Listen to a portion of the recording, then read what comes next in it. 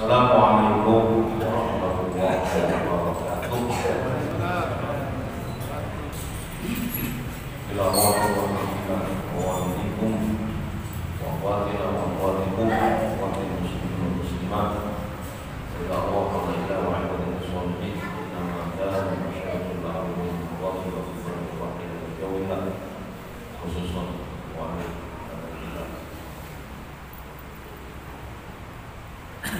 Mailah wa'ala amalkan masih tidak berubah. Sahabat muhawir wa rahimah Allah yusalli nabi wal mu'min fi nabi wa taqadda'ina alaihi wa qala bil haqqi Allah taqabbal minkum wa yaghfir lakum dhunubakum jami'a wa yu'li bidawajikum jannah wa yarfa'u qadra bikum wal akhirah Allahu Nabi Sayyidina Muhammad sallallahu alaihi wasallam wa ala alihi wa sahbihi wa sallam wa kulliya al-Fatihah. A'udzu billahi minasy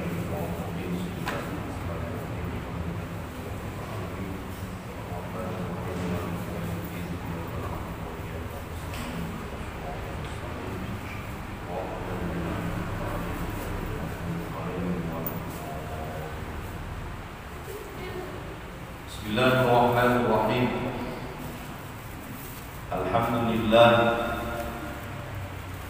Alhamdulillahirabbil alamin wa bihi nasta'inu ala umuri dunya waddin.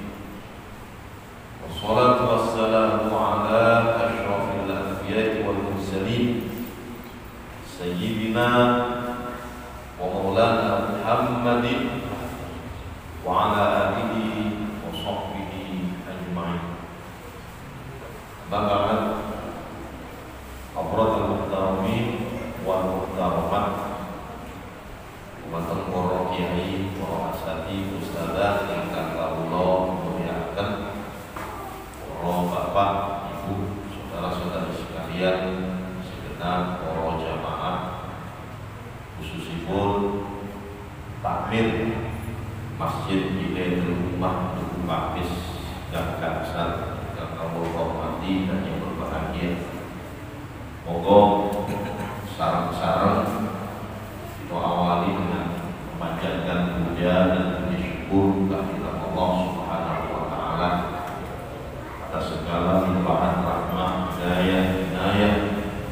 Alhamdulillah kadung menika kula panjenengan sedaya saged kepanggih malih, saged istiqomah menghadiri pengawasan fikih rutin sing diadakaken setiap Rabu malam Kamis di Masjid Baitul Ummah Tugu Pakis. Tentunya harapan kita semua mengikuti langkah kula panjenengan sedaya, keikhlasan kita semua untuk menghadiri pengajian pada malam hari ini. Mudah-mudahan bisa mengakar hati kita semua untuk meraih rahmat dan ridha Allah Subhanahu wa taala. Allah senantiasa memberikan keberkahan hidup dan keberkahan dengan sedaya dalam mengarungi perjalanan hidup ini. Mengikuti pulau panjenengan sedaya selalu diberi kemudahan, kelancaran setiap urusan kita, baik urusan yang terkait dengan dunia dan lebih akhirat, sehingga diharapkan kita menjadi manusia yang bahagia, selamat di dunia wal akhirah. Amin. Para rawuh ingkang minulya, pertemuan yang lalu alhamdulillah kita telah menyelesaikan syarat-syarat wudu dan mandi isya. Mulai rukun, sunnah, kemudian sing dimakruhaken, terus syarat. Dari ini kita akan mengkaji bersama-sama nawaqidul wudu, hal-hal sing saged batalaken wudu. Kalau rukun sampun, sunnah sampun, makruh sampun. Jadi memang belajar fikih itu kalau rawuh Ya, satu ibadah aku syaratnya rukune nopo, sunai nopo, makruhe nopo, hal-hal yang membatalkan ibadah tersebut nopo. Makanya diharapkan setelah memahami, insya Allah ibadah panjenengan akan bisa menjadi maksimal, ibadah yang memang didasari dengan ilmu yang benar, sehingga insya Allah dengan ilmu yang benar ini akan diterima oleh Allah Subhanahu wa Ta'ala. Amin. Amin. Oke, kita lanjutkan ya. Bismillahirrahmanirrahim. Nawaqidul wudu, hal-hal yang membatalkan wudu. Wonten pinten nawaqidul wudu arba'atun, hal-hal yang membatalkan wudu niku wonten sekawan. Al-awwalu, sing pertama al-khariju, sesuatu yang keluar min ahadis sabilai illal mani, sesuatu yang keluar dari salah satu dua jalan. Salah satu dua jalan. Tentu yang dimaksud dua jalan yang saya adalah kubul dan kubur. Yang dimaksud dua jalan, salah satu dari dua jalan ini ngapunten alat kelamin dan kubur. Jadi sesuatu yang keluar dari salah satu dua jalan. Panjenengan nun sewu pipis, nah itu berarti kan ya nun sewu air seni keluar dari kemauan. Nah ini berarti bisa menjadikan wudhunya batal. Atau mungkin dari arah dubur ngapunten seperti ngengek, panjenengan buang hajat, walaupun yang keluar nun sewu hanya anginnya saja, kentut kan. Atau ngapunten kotorane, atau mungkin ngapunten cacing tok, kencing hanya baginya saja. Nah ini bisa membatalkan wudu. Pokoknya apa yang keluar dari salah satu dua jalan, baik yang keluar itu adalah sesuatu yang memang terbiasa seperti itu, seperti air kencing dan buang hajat, atau yang tidak biasa. Yang tidak biasa tadi yang sudah disampaikan seperti mungkin batu, kencing batu, watu nitok, ya, atau mungkin kelereng keluar, ya, cacing dan sebagainya. Nah ini bisa membatalkan wudu. Illal maniyah, kecuali air mani. Nah, air mani itu tidak membatalkan wudu. Terus saya kemaluan kita itu mengeluarkan, pada umumnya mengeluarkan tiga sesuatu. Sekawan penting, tetapi sekawan.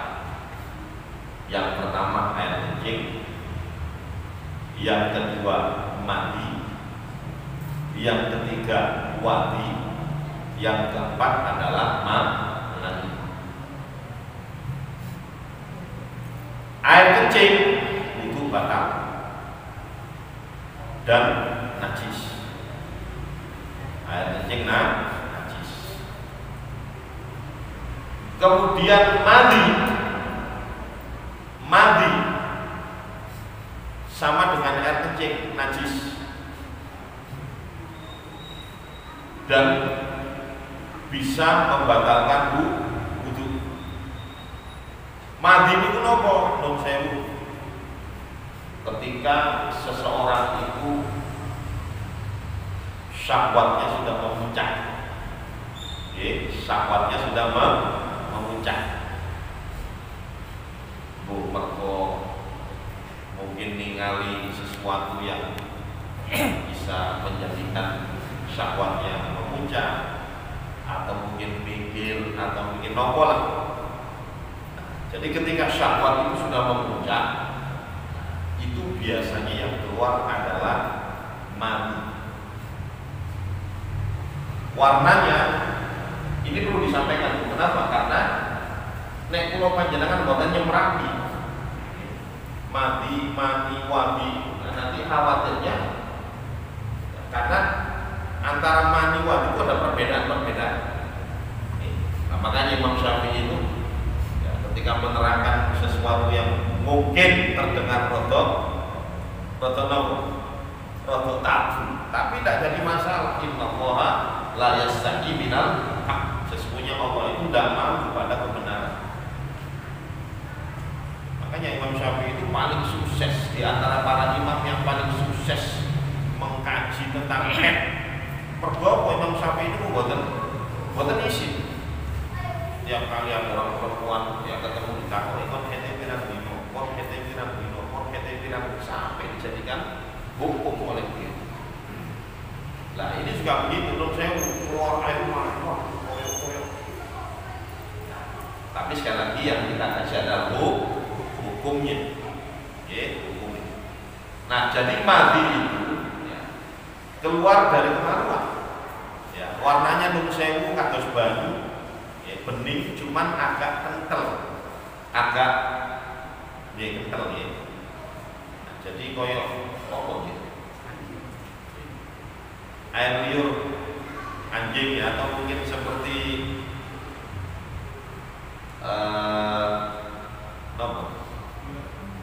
iler ya, pokoknya anu lah. Jadi warnanya itu bening seperti air, cuman kalau diginikan dia agak lengket, agak kental ya.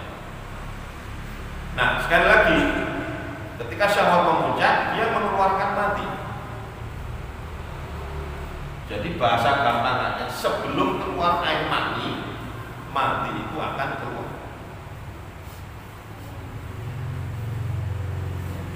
Jadi ini dikembangkan lagi ngapunten, ini merupakan rahasia yang Allah SWT menciptakan ya, sampai wonten mandi ngapunten ini sebagai pelumas.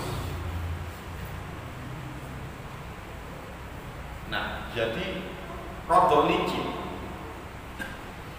Nah itu najis. Madi itu najis. Terus ada lagi wadi. Kalau wadi itu keluarnya, ya terkadang setelah panjenengan pipis, keselen, mergo capek, mergo loyo, atau juga bisa setelah mengeluarkan air mani.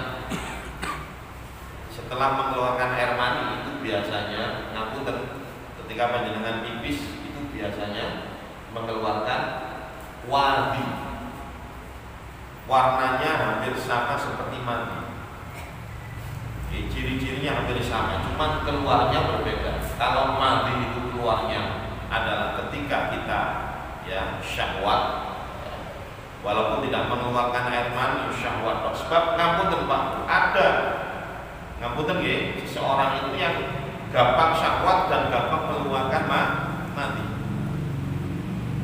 Titik air wis mengeluarkan.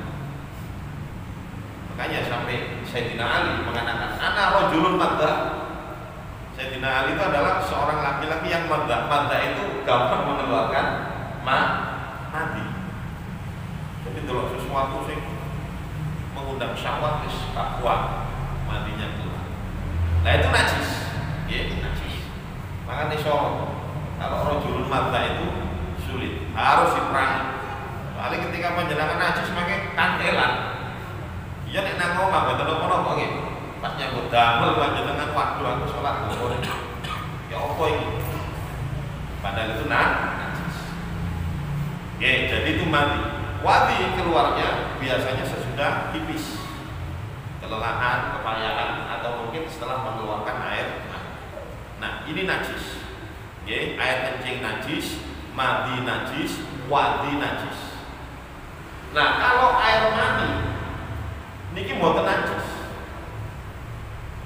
Air mani ini ciri-cirinya satu airnya agak keruh,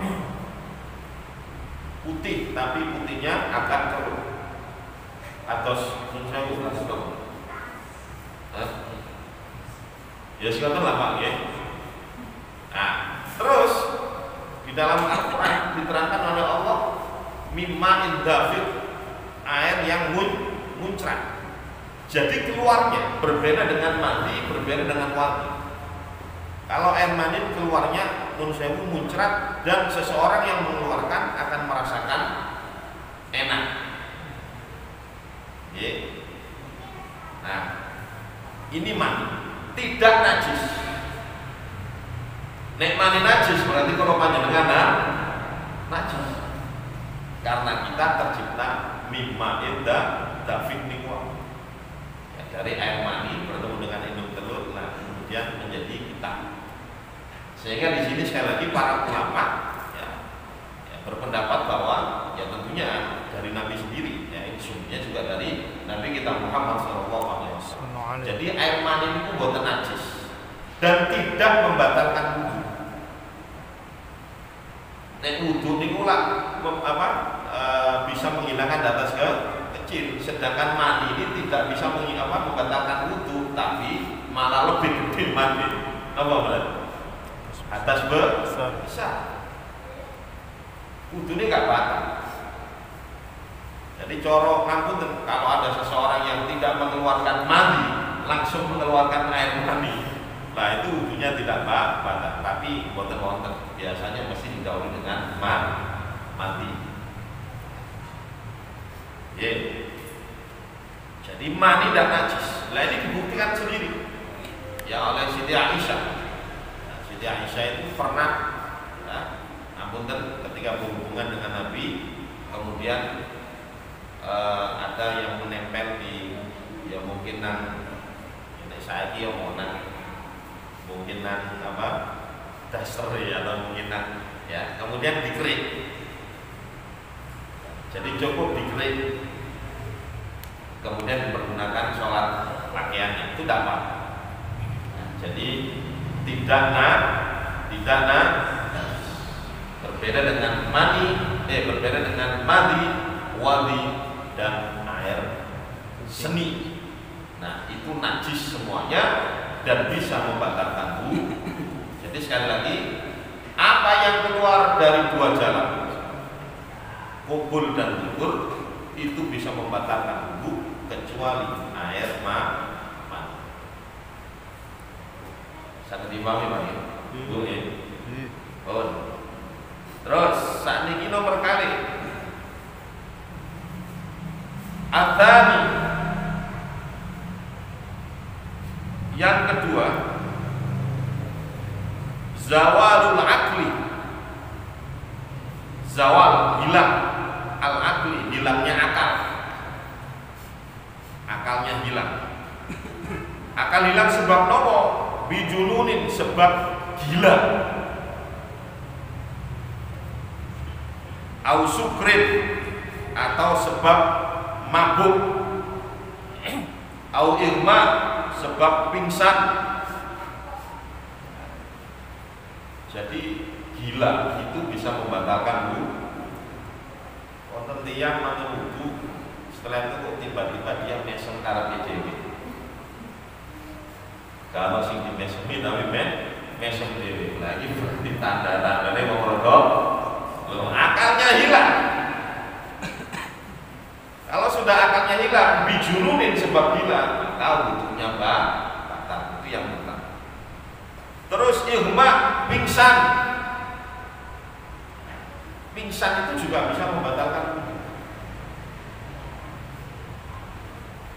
Salah satunya dianggap pingsan itu ngapunten ketika ada seseorang yang sakit ayan, epilepsi. Nah, ayan itu kan datangnya spontanitas. Kadang-kadang ngapunten sambil sholat di masjid sedang berjamaah coba ngaji pun. Biasanya kalau sudah terlalu capek, ya tiba-tiba kumat, epilepsi, ya ayan. Nah ayan ini tergolong Pak, akalnya hilang.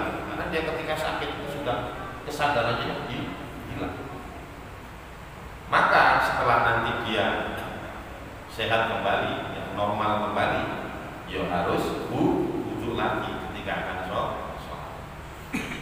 Karena itu bisa membatalkan wudu. Ya, ya sama dengan mabuk. Mabuk itu lah bisa kali hilang. Nggih, leres nggih. Oh, mendem. Oh, akalnya hilang. Nah, karena itu juga bisa membatalkan wudu. Au binaumin, atau akalnya hilang itu binaumin sebab tidur. Illa nauma qa'idan mumakkinan maq'adahu minal ardh, kecuali apabila tidurnya itu qa'idan dalam keadaan duduk, mumakkinan yang menetap, maq'adahu pada tempatnya, minal ardh dari bumi. Ketika panjenengan katakan Jumatan Pak nggih, kesalahan terus panjenengan tilem ketika khutbah Jumat nggih, mulai awal khotib alhamdulillah panjenengan wis enak dulu ya. Nggih, tilem ya. Komat tiba-tiba baru terbang. Lah, ketika panjenengan pantatnya ini masih mumakin, menetap pada tempatnya, maka tidak batal. Walaupun ngiler, walaupun kesadaran hilang, beda loh, ngantuk dengan tidur beda. Kalau ngantuk itu mungkin ketika khutbah panjenengan masih mendengarkan, tapi wis opo sing sampai kok gak ngerti. Niku ngantuk, nek tilem niku berarti pun napa? Wis gak ngerti sama sekali. Opo sing disampaikan nggih. Lah, jadi ketika panjenengan tilem tapi posisinya ngeten, nggih. Wis ngeten to. Wis ngeten to. Lah ini tidak membatalkan wudu. Berbeda ketika pantat kita itu terangkat. Ketika ngeten. Nggih. Saking ngantuk ini, Pak. Saking ngantuk. Sampai ngeten. Nggih, sampai terangkat. Nggih. Kan wonten yang sing ngoten, Bang, saking ngantuk iki. Nah, ketika pantat ini sudah terangkat minal ardi dari bumi, ya, dari yang kita duduki ini, maka itu bisa membatalkan wudu.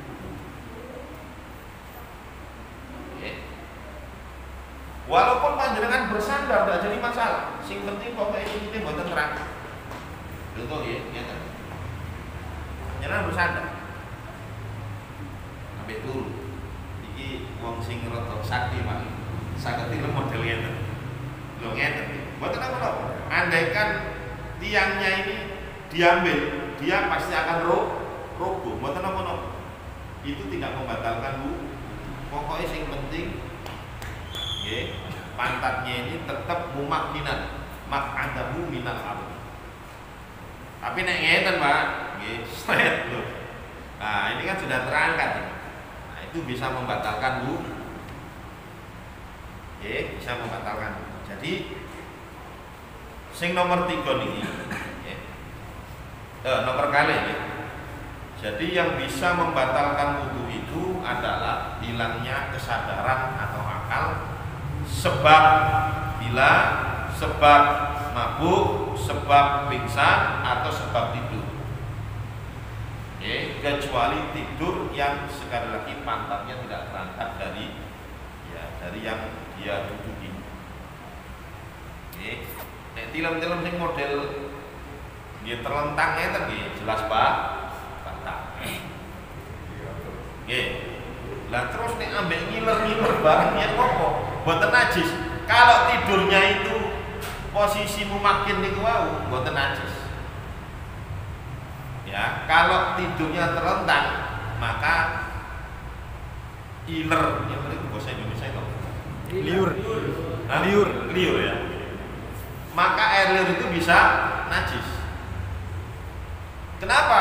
Karena ketika panjenengan mengeluarkan air liur posisi duduk seperti ini, itu air liur yang keluar bukan dari perut, tapi sangi mriki. Makanya gak mampu. Oke, boten mampu. Mampu boten mampu? Gak mampu. Nah, makanya di sini sekali lagi para ulama tidak menjadikan itu najis. Tetapi nek tilem terletak CJ mampu nih. Gini apa tuh? Bantal panjenengan kena pinter ya. Nah, karena tidurnya posisinya itu keluarnya dari dalam. Oke, nah itu gitu. Oke, sampun. Niku nomor pinten kali. Terus nomor 3, At-talid yang ketiga yang membatalkan wudu itu adalah iltiqa'u basyaratai rajul wal mar'ah. Iltiqa itu bertemunya basyaratai dua kulit. Kulitnya sapa? Ar-rajul wal mar'ah, laki-laki dan perempuan. Ya. Artinya ketika bertemu atau bersentuhan laki perempuan itu bisa membatalkan wudu. Wa yantaqidul lamis wal malmus, dan batalah baik yang menyentuh ataupun yang disentuh. Yang nyentuh batal, yang disentuh batal. Itu indah Syafi'i ya, menurut qaulnya Imam Asy-Syafi'i. Jadi baik yang menyentuh ataupun yang tersentuh itu batal. Baik disengaja ataupun gak disengaja itu yo batal.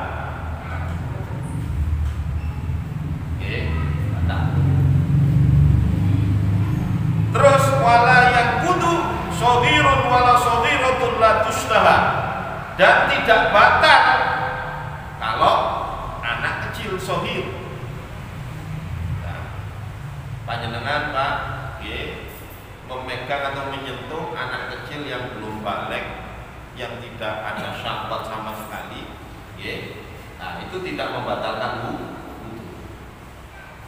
Sami Bu, panjenengan juga demikian ketika ada anak kecil, la tushtaha, yang tidak shaghiratun ya, perempuan kecil ya, shaghirun dan anak kecil, la tushtaha, yang tidak mengundang syahwat, itu tidak membatalkan wudu. Terus wala yang kudu sya'run wasinun wa ghufrun, dan tidak membatalkan wudu juga nek menyentuh nopo sya'run. Sya'run itu rambut. Terus nek panjenengan katakan memegang rambut perempuan, rambut sing go panjenengan lurus, niku boten membatalkan wudu. Rambut itu bukan termasuk kulit. Lah di sini iltiqa'u basyaratai, bertemunya dua kulit. Rambut bukan termasuk kulit sehingga tidak membatalkan. Terus wasinun, begitu juga gigi.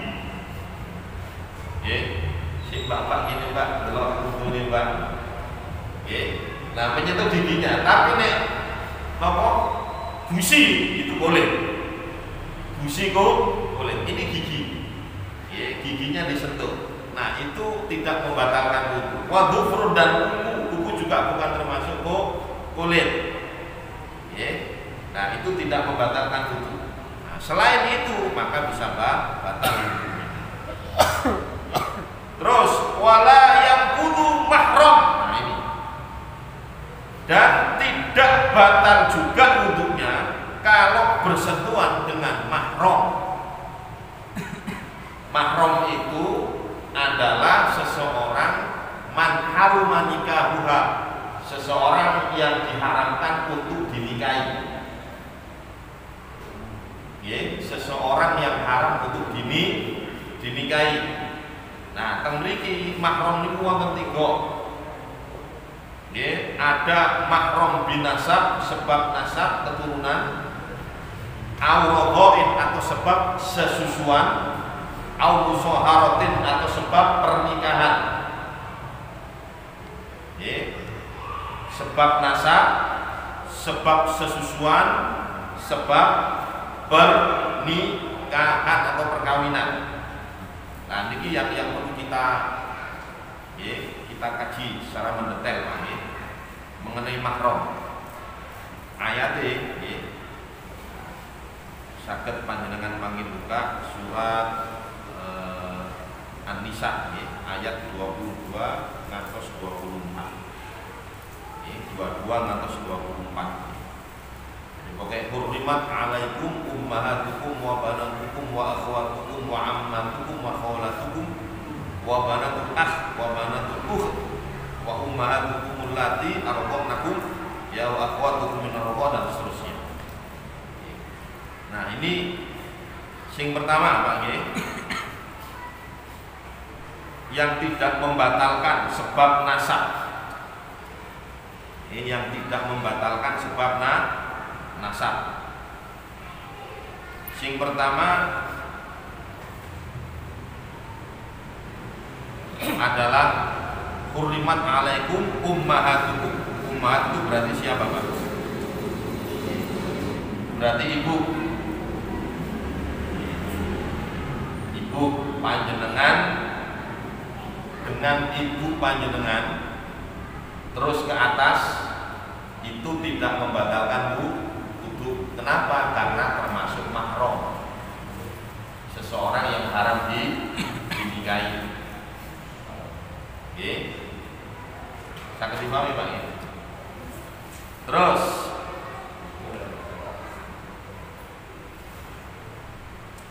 mantun niku anak perempuan. Jadi yang pertama ibu kandung.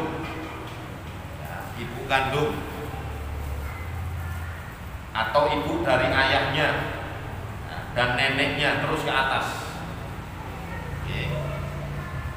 Terus ke atas.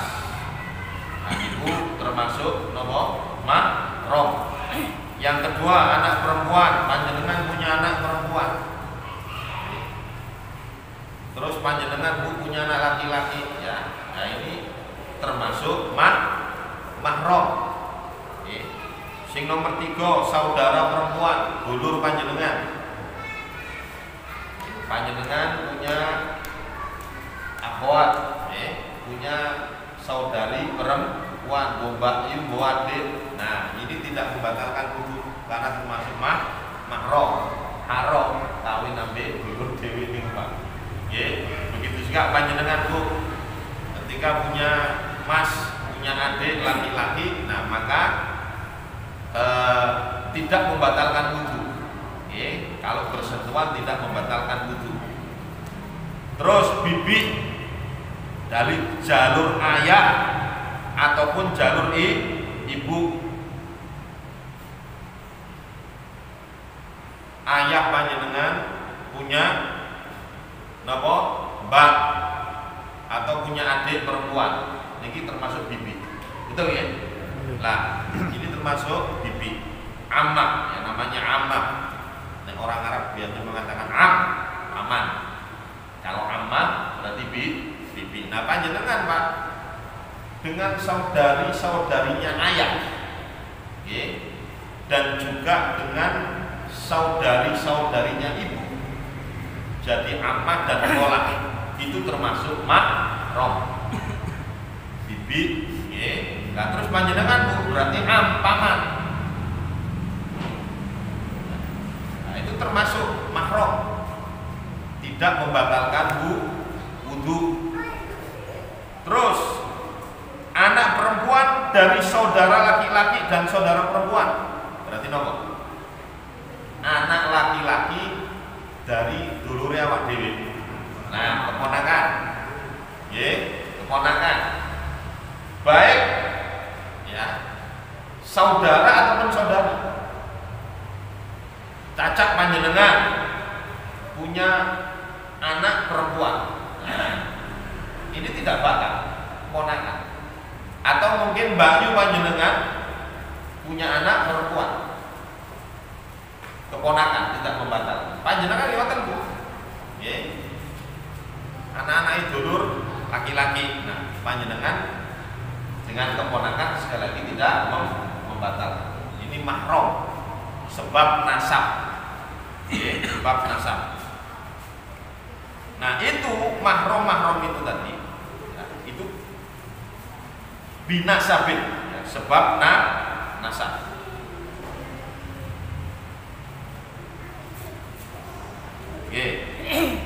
Itu terus ke bawah, keponakan itu terus ke bawah.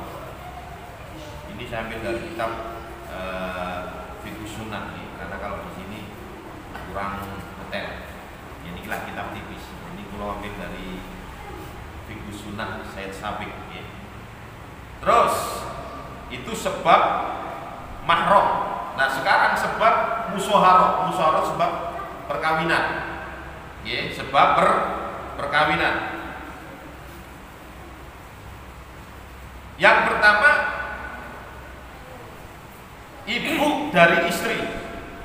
Berarti nomor mertua. Ya. Panjenengan sudah nikah. Ya.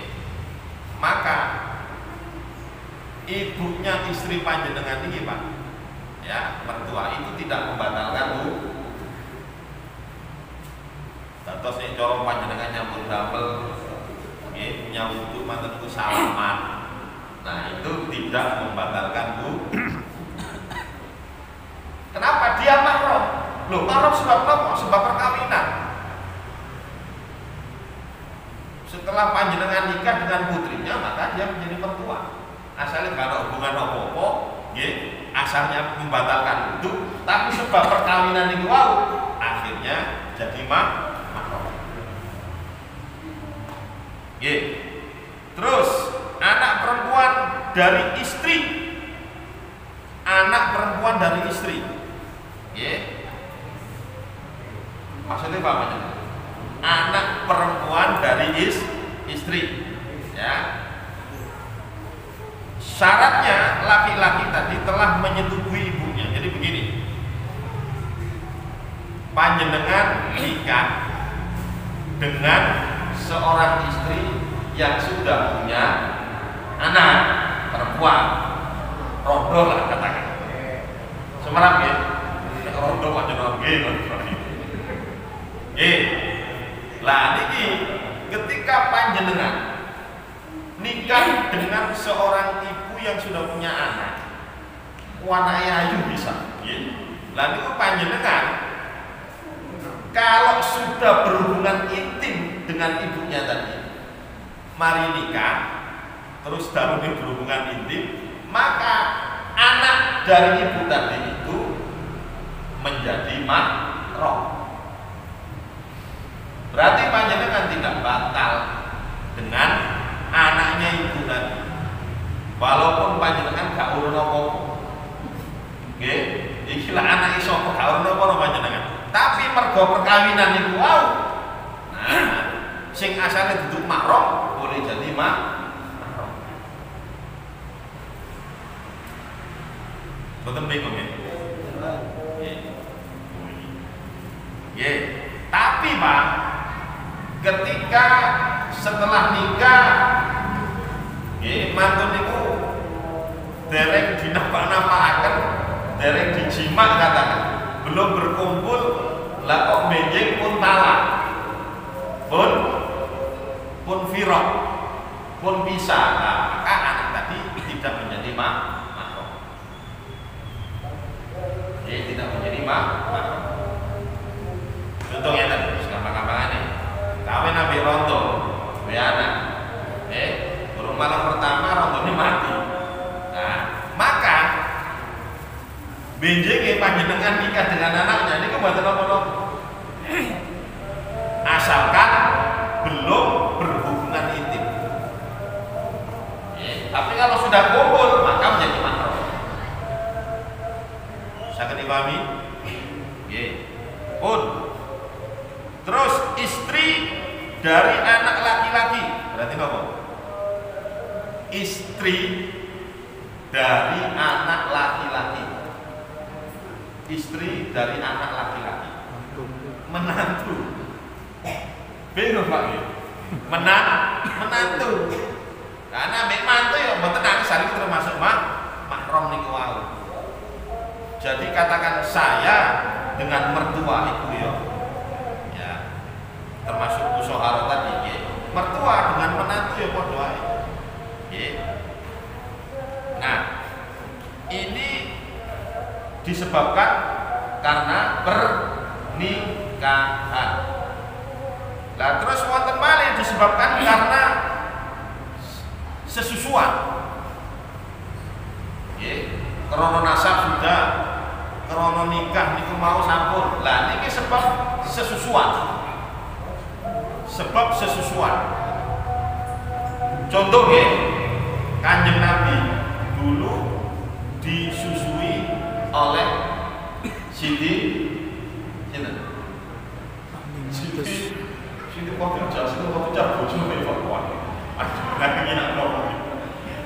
Siti Halimah Sa'diyah.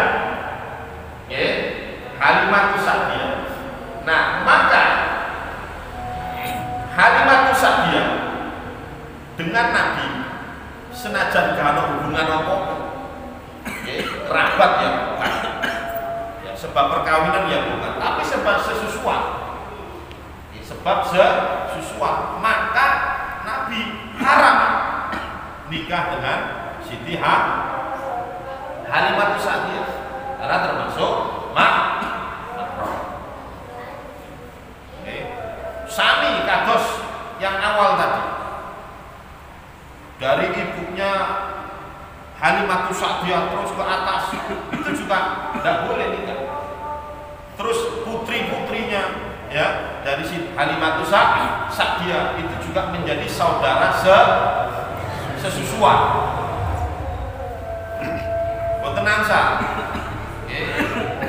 Nah, boten para rawuh. Nah, ini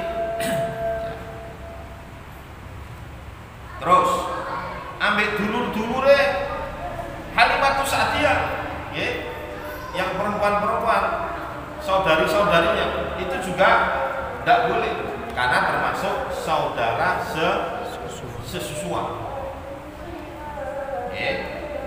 Nah, ini termasuk mahram.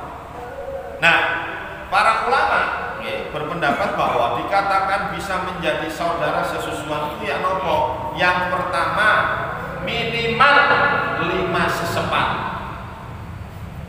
Jadi nek cara mek sak sesepan tok, manut ditilang antara sesepan, belum sesepan, sekawan sesepan. Ya, itu masih belum dikategorikan mahram. Minimal 5 sesepan, dan 5 sesepan itu memang benar-benar sudah tertelan. Sampun tertelan. Terus disusoni sadurunge 2 tahun. Artinya kalau sudah di atas 2 tahun mantan itu disusoni. Nah, ini enggak ngefek. Enggak ngefek. Bisa dipahami?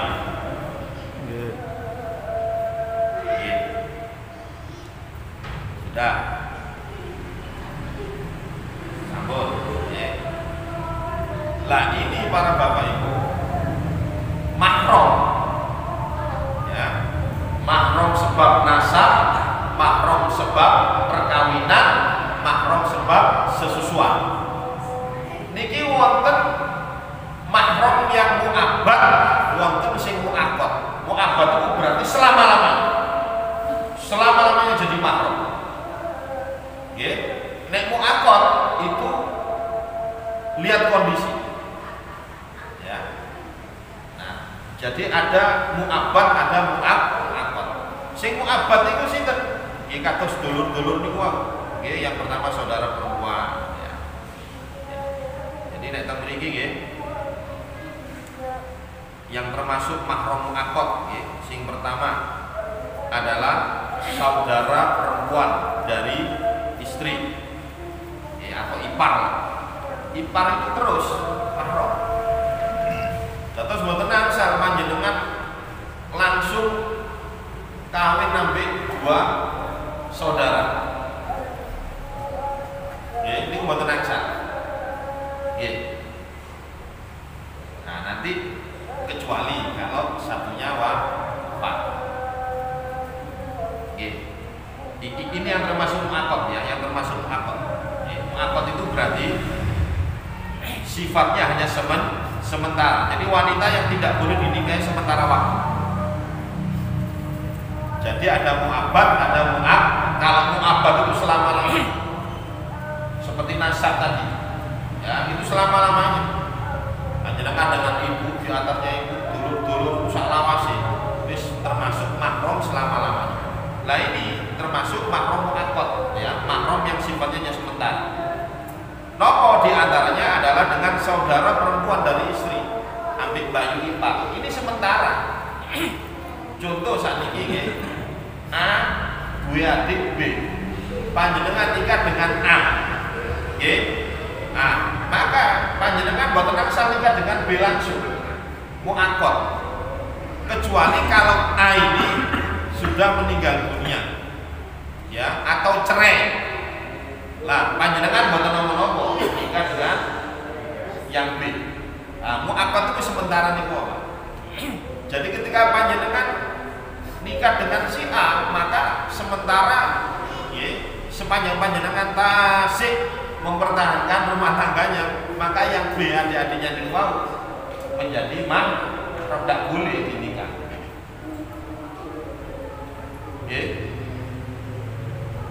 Terus yang kedua, bibi, jalur ayah atau jalur ibu dari istri. Bibi dari jalur ayah dan jalur bibi dari jalur ayah atau ibu dari istri. Atas istri panjenengan punya bibi dari ibu dari ayah. Nah itu ketika istri panjenengan tilar, maka dengan bibinya itu boleh gak tadi mahram meneh, boleh nikah dengan bibinya. Nek burut lho nggih, Pak. Lah itu enggak apa-apa. Kenapa? Ini berdasarkan hadis Nabi Muhammad SAW, la tunkahul mar'ah ala ammatiha wala ala kholatiha. Tidak boleh seorang wanita itu dimadu dengan bibinya. Namun jika istri telah dicerai atau meninggal dunia, laki-laki tersebut boleh menikahi bibinya. Nah, ini pun bisa ya. Namun memang mahramnya kuat Pak. Makanya nanti hubungannya dengan waris bisa nih. Makanya waris itu juga harus tahu tentang mahram yang mau ahli waris sopo ae. Nah, ini pun dikimon nggih. Sajane tasih wonten mangke sing disampaikan mangke pertemuan mendatang ya insyaallah, karena hal-hal yang membatalkan wudu masih dereng kelas nggih, masih dereng kelas. Pun iki mawon nggih, kanggo kesakan ibu ki wonten barokah.